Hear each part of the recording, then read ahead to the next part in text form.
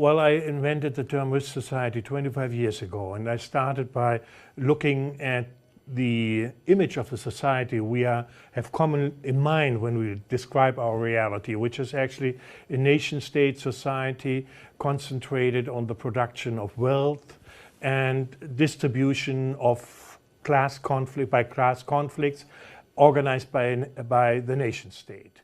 It's pretty much about the production and distribution of goods.